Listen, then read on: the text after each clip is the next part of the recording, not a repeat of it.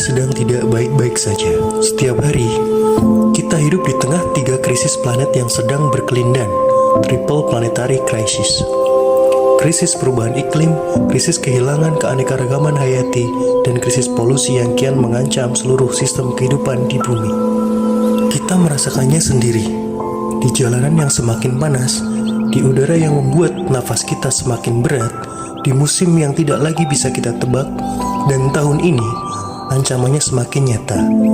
El Nino yang para ilmuwan menyebutnya El Nino Godzilla mengancam membawa kemarau panjang yang belum pernah kita rasakan sebelumnya. Kebakaran hutan, kekeringan, dan tekanan pada satwa liar di seluruh kawasan tropis sudah mengetuk pintu. Perkenalkan, saya Tommy Langgeng Abimanyu, Kader Konservasi Alam Balai Besar Konservasi Sumber Daya Alam Jawa Barat, bidang wilayah 1 Bogor. Secara resmi, saya baru dilantik pertengahan tahun lalu. Tapi perjalanan saya di dunia konservasi sesungguhnya telah dimulai jauh sebelum itu. Kurang lebih 2 tahun sebelum pelantikan, saya sudah aktif terlibat langsung di lapangan, belajar dan bergerak bersama komunitas dan lembaga konservasi. Bagi saya, menjadi kader bukan sekedar gelar, ini adalah tanggung jawab. Sebagai mahasiswa program doktoral di bidang primatologi, fokus utama penelitian saya adalah primata. Salah satunya owa Jawa, salah satu primata endemik Jawa yang kini semakin terdesak habitatnya. Namun saya percaya, konservasi tidak bisa bekerja dalam kotak yang terpisah, maka saya pun turut terlibat dalam riset kolaboratif, mulai dari inventarisasi macan tutul Jawa, hingga bioprospeksi keanekaragaman hayati di kawasan Cagar Alam Telaga Warna, Jawa Barat. Data adalah dasar dari semua tindakan konservasi yang bermakna. Dari riset itu, kami berkesempatan mengikuti program Satya Wanaraksa 2025. Sebuah ajang bergengsi yang mempertemukan para pejuang konservasi dari seluruh Indonesia.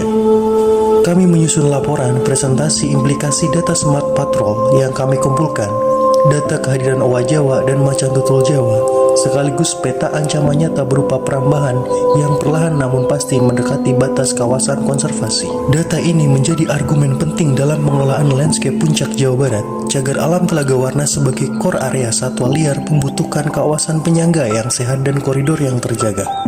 Tanpa koridor satwa terisolasi, tanpa penyangga tekanan manusia tidak terbendung.